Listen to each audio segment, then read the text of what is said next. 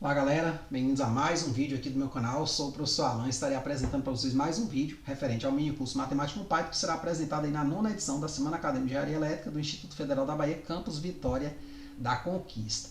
E aqui nós estamos dando continuidade ao tópico 4 que foi iniciado no vídeo passado, e nós começamos a falar sobre como trabalhar com funções. Agora nesse vídeo aqui nós vamos falar das funções não nativas, né? O que são funções não nativas? Funções não nativas são aquelas que precisam da importação de um módulo ou biblioteca para funcionar, ou seja, elas não vêm pré-configuradas no Python. Por exemplo, vou dar um exemplo. Se eu quero calcular o cosseno de um valor, o cosseno é uma função trigonométrica. Só que entende-se que o cosseno é utilizado por alguns indivíduos e não pela maioria. Então, nesse caso, não vem pré-configurado. Então, se eu colocar apenas cosseno, cos, abre parênteses lá, zero, que é o normal nas linguagens, e calcular o cosseno de zero, vai dar um erro, porque ela não vem pré-configurada. Vai dizer, o cosseno não está definida. Por outro lado, existem funções que já vêm pré-configuradas, como a função de arredondamento para duas casas, que entra lá um número e sai ele arredondado para duas casas, para três casas, para quantas casas você quiser. Então essa função vem pré-configurada, porque entende-se que muita gente usa arredondamento. Isso é importante por quê? Porque se eu fosse carregar todas as funções disponíveis em Python, vamos botar que tenha 10 milhões de funções disponíveis, tem bem mais, Na verdade, tudo que se faz vira função, no final das contas. Então, essas funções que já estão todas que eu posso utilizar, se elas fossem carregadas no meu programa ficaria gigantesco, certo? E bem ineficiente, porque eu estou ali com muita coisa que eu não vou utilizar. Então é interessante você ter um pacote básico, que é o que a maioria das pessoas utiliza, e caso necessite de uma função mais assim, menos frequente, você a importe, tá certo? Eu coloquei aqui algumas bibliotecas e módulos que a gente costuma utilizar mais quando a gente está trabalhando com cálculos matemáticos, tá certo? A primeira delas é a NumPy. A NumPy é uma biblioteca para a linguagem Python que fornece suporte para cálculos matemáticos complexos e operações com matrizes e vetores. É frequentemente usado em áreas como ciência de dados e aprendizagem de máquina e processamento de sinais. Uma outra que a gente até já viu ela, não chegou a falar muito, é a Matplotlib.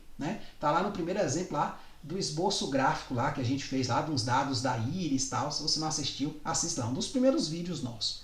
Então a Matplotlib ela é uma biblioteca para a linguagem Python que fornece suporte para a visualização de dados 2D e 3D. É frequentemente usado para criar gráficos, histogramas, diagramas de dispersão e outras visualizações de dados.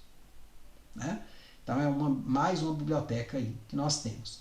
Nós temos uma outra que é a SciPy, que é o seguinte, é uma biblioteca para a linguagem Python que fornece suporte para cálculos científicos e matemáticos avançados, incluindo otimização, álgebra linear, integração e solução de equações diferenciais. Ou seja, é uma biblioteca bem potente aí para a galera de matemática, faz uns cálculos bem avançados, eu diria. Temos a biblioteca SymPy, que é uma biblioteca de linguagem Python que fornece suporte para matemática simbólica, com cálculo diferencial, integral, álgebra linear e equações diferenciais. É frequentemente usada em áreas como física, engenharia e matemática aplicada. E uma última que eu selecionei aqui, existem várias bibliotecas e módulos, é a Pandas. Essa é uma biblioteca para a linguagem Python que fornece suporte para análise de dados e manipulação de dados em tabelas e séries temporais. É frequentemente usado em áreas como ciência de dados, finanças e análise de mercado. Tá certo? Então aqui estão só algumas das bibliotecas que nós temos mais utilizadas assim, para cálculos matemáticos. Existem outras diversas. É só você ir na página do Python e você vai ter essas informações. Beleza? Vamos fazer aqui alguns exemplos de funções usando o NumPy. A gente viu função no vídeo passado, vamos agora explorar algumas funções usando essa biblioteca. Então, quando eu vou utilizar uma biblioteca que não é nativa, eu preciso importá-la. Eu posso simplesmente botar assim, import NumPy, certo? Dessa forma, import seguido da biblioteca. Só que, para encurtar o meu código, eu vou colocar assim, import NumPy snp. Por quê? Porque toda função que eu for utilizar, que está na biblioteca NumPy, eu vou ter que botar um prefixo nela. Se eu não botar esse snp, ou seja, como np, eu vou ter que escrever aqui numpy.cndx. Então vai ficar uma coisa um pouco pesada. Então eu vou colocar aqui o prefixo np. Tá certo? Então imagine que eu queira trabalhar com a função f de x, que ela retorna o quadrado de um número x mais o seno de um número x. Tá certo? Então, eu posso agora trabalhar. Se eu não importasse essa biblioteca aqui, vamos ver o que acontece. Vou dar Ctrl Enter aqui, vou calcular a função, até aqui ele não achou erro nenhum. Porém, quando eu pedi para calcular f de 0, deu erro. Por quê? NP não está definido. Né? E mesmo que eu colocar sem o seno, ó, vou executar de novo, ó, Ctrl Enter, também diz que seno não está definido. Então, dando um Ctrl Z aqui, né, nós temos que executar primeiro essa célula, ou seja, a importação dos modos, normalmente ela tem que vir logo no início do código. Tá certo? Porque o código ele tem uma certa leitura, né, de cima para baixo. Claro que isso muda em algumas estruturas, mas você tem uma certa leitura, tá certo? Então é interessante que a importação dos modos venha logo no início. Então importamos o modo. Vamos executar a função de novo, Ctrl Enter. Vamos agora imprimir o f de 0. O que você espera que saia? 0 ao quadrado, vai dar 0. Seno de 0 é 0. 0 mais 0, 0. Ó. Pronto, agora saiu. Então, normalmente a gente vai passar muito, né, quem está aprendendo programação aí, né, passa muito pelo constrangimento, né, de chegar, fazer tudo bonito lá, na hora que dá Enter, um errão lá, por quê? Porque não importou o módulo que utilizava aquela função. Né? Então, aí isso aí é um erro comum, mas ele é superado rapidamente. Por exemplo, se eu quisesse calcular o valor, né, desta função aqui em π sobre 2. Π ele não é um número pré-configurado no Python. Ele é um número incomum, né? Quem usa ele é mais para cálculos matemáticos. Só que o Python é usado em diversas, né, outras aplicações. Então entende-se que ele precisa de uma biblioteca. E ele está aqui na NumPy. Então, né, eu quero calcular essa função aqui aplicada em π sobre 2. Ela vai pegar o π sobre 2, né, o 3,1415, lá o número π, elevar ao quadrado, depois vai calcular o seno de π. Vai pegar esse quadrado e somar com esse seno. Tá certo? Então vamos executar aqui. Saiu esse número aqui. 3.4674 e segue daí em diante. Tá certo? Nós podemos, né, na verdade, definir uma outra função, a função exponencial. Mais um exemplinho aqui. Então, nesse caso, a função exponencial também não é uma função nativa. Se você tiver esse prefixo NP aqui e tentar rodar, vai dar erro. Né? Faça isso. Aí eu não vou fazer para não alongar muito o vídeo. Tá certo? Então, nesse caso aqui, eu tenho uma função que é elevada a x mais 1. Certo? Então, vou dar um Ctrl P aqui. E aqui eu quero calcular quanto ela vale em 0. Então, vai ser elevada a 0. Exponencial de 0 é 1. Mais 1, eu espero que saia o quê? 2. Ó. Pronto. Então, você pode estar definindo uma função que você vai usar toda hora esse valor aqui. Então, é interessante você criar uma função para armazenar, né? Ou seja, essa parte aqui. Porque toda hora você vai estar calculando, me imagino, no seu programa, você vai calcular isso aqui várias vezes. Né? Então, é interessante você criar uma função para armazenar esta função nativa, né, somado com 1. Tá certo? Ou função não nativa somado com 1. Tá certo? Então, aqui agora a gente pode estender um pouco mais o trabalho com função, trabalhando, gente, de forma composta. Né? Eu posso criar aqui uma função h, que ela vai retornar a soma de f, que já está na minha memória, com a soma de g, onde fiz questão de escrever a f aqui, esta função, e a g é esta outra aqui, que a gente já definiu antes, já foi compilada, então eu posso usá-la dentro de outras funções. Então eu defini uma função h, que retorna a soma, e defini uma função s, que ela retorna a composição de f aplicada em g, ou seja, primeiro eu aplico x em g, a saída eu aplico em f. Aí a gente tem que tomar cuidado, porque em matemática a gente sabe que a saída de uma função, quando ela é composta, tem que estar bem definida na entrada de outra. Eu não posso sair com uma certa, né, aqui na g, sair com um valor que na f lá não faça sentido. Por exemplo, a f é 1 sobre x e a g me devolveu 0. Então 1 sobre 0 não faz sentido, provavelmente vai dar erro. Então os problemas matemáticos, eles também são problemas aqui na computação. Então defina a função direitinho, principalmente funções compostas. Tá certo? Então vou executar essas duas funções. Pronto, foi para o sistema, apareceu um 11 aqui. Aí eu quero imprimir h de 0. Olha, h de 0 é f de 0 mais g de 0. A gente calculou esses dois caras, não foi? Então, voltando aqui, ó. Então, h de 0 aqui deu quanto? Não, f de 0 mais g de 0. Desculpa, eu falei h de 0, mas a gente quer f de 0. f de 0 deu 0, g de 0 deu 2. Então, o que a gente espera? Que saia 0 mais 2, 2. Então, dando um Ctrl Enter aqui, 2, como era esperado. Aí eu posso fazer a composição aqui, né, calcular o S de 2, que é essa composição. Ó. Então, calcula-se primeiro o G de 2, já vai dar uma coisa um pouco mais complicada, é elevado ao quadrado mais 1, tá certo? Aí esse valor de elevado ao quadrado mais 1 eu vou jogar nesta função aqui, jogar no x aqui, jogar no x aqui e calcular. Não é um valor que você consiga fazer de cabeça como o anterior, mas aí você pega uma calculadora e testa. Sempre teste, gente. Quando eu faço programa, eu sempre desconfio que eu estou errado. Então, eu testo lá em vários valores, que eu sei a entrada e sei a saída, para eu ter certeza, né, que não estou errando besteira. Certo? É muito comum a gente só acertar na quinta vez, né, um código, ou na 10ª, seja lá quando for. De primeira é muito difícil. A não ser casos assim mais básicos, a gente quando pega a prática faz de boa. Então aqui deu esse valor, 71.2364 e por aí vai. Certo? O cálculo direto de valores, né, não requer a utilização da palavra-chave def, né? Mas como eu estou falando de função, eu falei, não, então eu vou criar funções que usam funções não nativas. Mas se eu quiser só calcular um valor de seno, estou usando meu Jupyter ali como uma calculadora simples, quero calcular um valor de um seno para usar ali numa questão que eu estou resolvendo ali no papel. Então eu posso calcular isso diretamente. Por exemplo, calcular o valor, né, de seno de π, né, basta escrevermos np sin np π. Né? Nesse caso aqui, esse NP nem precisa, né? Porque esse cara aqui é o seno matemático mesmo, né? Olha só a visualização, né? Estranhona, né? Só que eu compilo, ó, o texto vira isso, tá certo? Tem um mini curso não, né? Tem uma playlist minha aí chamada Curso Básico Python para Análise de Dados. Lá eu falo todos esses pormenores, como você configurar isso aqui, como você, né? Vai ter até um vídeo, né? Onde eu falo desse tipo de apresentação, né? Onde você tem esse visual mais focado, né? Em partes específicas, né? Por cada tela, como se fosse o PowerPoint, né? Então lá, quem quiser assistir, veja lá. Então nesse caso aqui vamos ver alguns exemplos de cálculo direto.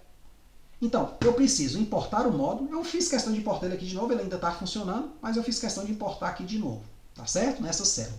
Então, ó, eu quero imprimir o valor de seno de π. Então, eu tenho que botar np seno e np π. Por quê? Tanto seno quanto π não são nativas do Python. Então, eu preciso chamá-las com este prefixo aqui, np. Né? Quero agora o cosseno de π também. Quero a tangente de π e a exponencial aplicada em 1. Né? Então, todas elas percebam o prefixo NP, tá certo? Então, vamos dar o Ctrl Enter, saiu aqui os resultados. Nesse caso aqui, pessoal, uma coisa interessante, gente. O computador, ele não é uma máquina de cálculos perfeita, então ele gera certos erros. Por exemplo, a gente sabe que o seno de zero, ou de π, na verdade, desculpe, ele é zero. Porém, né, por alguns arredondamentos internos da máquina, acaba que deu esse número aqui. Você falou, professor, mas esse número devia dar zero, né? Mas deu quase zero, porque deu vezes 10 a menos 16. Então é 0,016 zeros, né? E aí começa esse número. Então é um número bem pequeno, mas isso ocorre devido a arredondamentos da máquina. Então é aconselhável, por exemplo, se você for calcular esse tipo de valor, você botar assim, round, que é uma função nativa, né? O valor, né, que sai, por exemplo, 4 casas decimais. Aí você vai perceber que ele acaba matando esse cara aqui, ó. Vamos imprimir de novo, ó. Deu zero. Tá certo? Então aí, claro, de fato é o zero mesmo, né, que tinha que dar. Só que aí, por erro de arredondamento, aí acaba dando aquele número bem feião, aí a gente pode arredondar porque a gente talvez só precise de 4 casas decimais. Quer dizer, aqui ele não chegou nem a colocar outros zeros aqui, mas aí ele matou pelo menos esse problema lá. Tá certo? Você pode botar mais aqui, 5 casas, 2 casas, só uma, depende da sua necessidade, tá certo? Vamos dar um Ctrl Z aqui para voltar ao normal, que quem estiver assistindo o vídeo vai seguindo esses mesmos passos aqui, beleza? Então, caso esteja trabalhando em um programa que só utiliza funções específicas, pode-se optar por importar somente as funções utilizadas, livrando-se assim do prefixo NP, né? Então vejamos alguns exemplos. Então vamos supor que no seu programa lá você só utilize a função seno, cosseno, tangente, π e a função exponencial. Não utilize mais nenhuma outra. Né? Não utilize arctangente, não utilize logaritmo, só utilize estas. Então você pode importá-las especificamente. Aí a gente escreve assim, from NumPy import essas funções, ou seja, do pacote NumPy ou da biblioteca NumPy, importe somente essas funções. Então aí o prefixo ó, sumiu. Tá certo? Então nós temos aqui π de seno de π, cosseno de zero, no caso lá era π, né? No anterior, vamos até colocar aqui para você comparar até com os resultados que nós tínhamos aqui anteriormente. Ó. Vamos dar um Ctrl P aqui. Pronto. Então ele calculou, se você voltar lá, são os mesmos resultados, só que sem o prefixo NP. Né? É chato às vezes a gente ficar digitando isso, o código também vai ficar grande. Então se a gente vai trabalhar com poucas funções, a gente pode importar só elas. Então, se você medir o tamanho desse código aqui na memória, ele é bem menor do que o anterior. Porque o anterior ele importou todas as funções, ele deixou lá meio pré-configurada, tá certo? Todas as funções disponíveis no pacote NP. A gente vai ver daqui a pouco quantas são, tá certo? Então é muito importante você olhar essas coisas na computação. A gente às vezes fica muito focado em fazer o programa e esquece da eficiência do programa, né? Então essas coisas podem contar muito em algumas situações.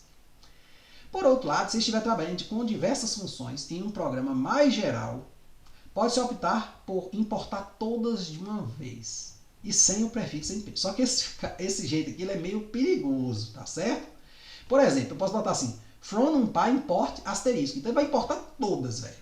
Tudo que é função está importado sem o prefixo. Nesse caso aqui, ele de fato importa a função mesmo, ele carrega mesmo. No anterior do NP, ele deixa meio pré-carregada, só que aqui ele puxa tudo. Então, nesse caso aqui, fica um valor, eu diria assim, um programa bem grande. E o principal problema aqui talvez seja, né, que se você tiver um outro biblioteca que tenha a função seno, isso acontece, né? Você tem funções que têm o mesmo nome em bibliotecas diferentes. Pode ser que lá esta função seno tenha um certo característica que daqui não tem. Por exemplo, naquela biblioteca lá o seno já vem arredondado, mas nessa outra não vem. Então, a depender de qual é chamada antes ou depois, você pode estar usando uma achando que está usando a outra. Então, pode dar conflito de nomes, tá certo? Isso aí eu vou falar, botei um slide só para tá chamando, ressaltando isso. Mas ainda assim as respostas, ó, eu mudei aqui, era 0, né? Botei pi para dar o mesmo, deram os mesmos anteriores. Então são formas diferentes de se trabalhar. Eu até usei essa aqui nos programas de cálculo numérico, porque eu fiz programas genéricos, né? Lá o cara inseria a função. Então para não ficar inserindo com NP, né, fazer uma coisa carregada, então eu importei toda a NumPy. Tá certo? Porque eu fiz um programa mais geral e só tinha aquela biblioteca, ou seja, o meu executável lá só tem ela, ou seja, não vai ter conflito com outra função seno, outra função cosseno, outra função exponencial de outra biblioteca, tá certo? Então, aí, mais ou menos eu meio que já respondi, né, mas eu coloquei aqui a perguntinha, qual das formas é a melhor? Olha só, a primeira forma é a mais comum, aqui usa o prefixo. Né? No caso do NP, usa o prefixo NP. No caso da Matplotlib, usa MPL, se eu não me engano. A gente vai estar vendo isso aí. Então, a primeira forma é a mais comum e recomendada, pois torna o código mais legível e evita possíveis conflitos. Como eu falei, você pode ter duas bibliotecas que têm a função seno e elas funcionam de forma diferente. Então, aí pode dar algum problema.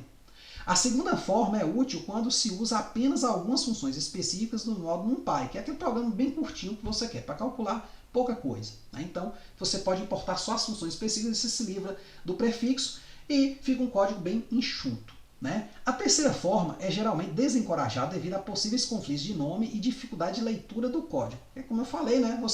Quando você coloca muita função, o seu código fica pesado. Então, quando você importa lá com asterisco, você está chamando tudo que você não vai...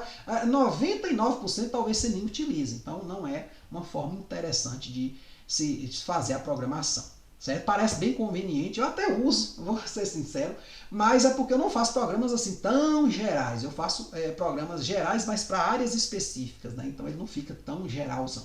Né? Então, para mais informações sobre o modo NumPy, também outros modos, você pode acessar as páginas de documentação. Quem quiser pode pedir aí nos comentários que eu indico os links, tá certo? Vou clicar aqui, a gente vai ser direcionado para essa página. Então, olhe o tanto de funções que o NumPy tem, ó. Seno, cosseno, né? Todas essas aqui, elas precisam receber o prefixo NP, no nosso caso, ou o próprio nome NumPy, ponto, a função, ó, como está aqui, ó, NumPy.sino, NumPy.cosseno, então, olha o tanto de funções que tem. Então, aí você dá uma lida aqui, né, vê aí a função que você precisa aí no seu programa, então já vem ela aqui. Tá certo? Então aqui explica como é que você entra com os argumentos e tudo mais. Né? Então, é interessante, né, você dar uma olhadinha rápida quando você tiver tempo aqui, só para você tomar conhecimento dessas funções. Né? Dá uma lidazinha rápida, tem a função de BESS, né? Uma função bastante utilizada, o professor Gislan e do IFBA usa muito função de BESS, né? Eu vejo alguns materiais dele, né? Ele gosta muito desse tipo de função. Tem funções, né, de arredondamento, a gente viu outros arredondamentos especiais, porque a gente tem o round, né, que é um arredondamento para duas casas, mas você tem outros tipos de arredondamento também, né, que é o arredondamento para cima, para baixo, né, pegar só a parte inteira. Então, assim, tem várias funções que não são nativas do Python, mas você pode estar importando elas se precisar. Beleza? Então, voltando aqui para a nossa apresentação. Deixa eu tirar aqui, voltando aqui para a nossa apresentação. Né, nós temos, próximo vídeo, vamos falar aí, né, de gráficos de funções. Né? Porque é algo assim que eu mostrei lá no começo, né? Alguns gráficos, eu falei, pô, para que serve um gráfico? Né? Serve para nós visualizarmos melhor um conjunto de dados. Então agora a gente vai meter a mão na massa e vai entender como é que funciona a plotagem de gráficos, como é que é o código para a gente estar fazendo nosso gráfico e como é que a gente personaliza ele. Beleza? Então é isso aí, espero que vocês tenham entendido, tenham gostado. Qualquer dúvida, gente, é só colocar nos comentários. Muito obrigado, até a próxima.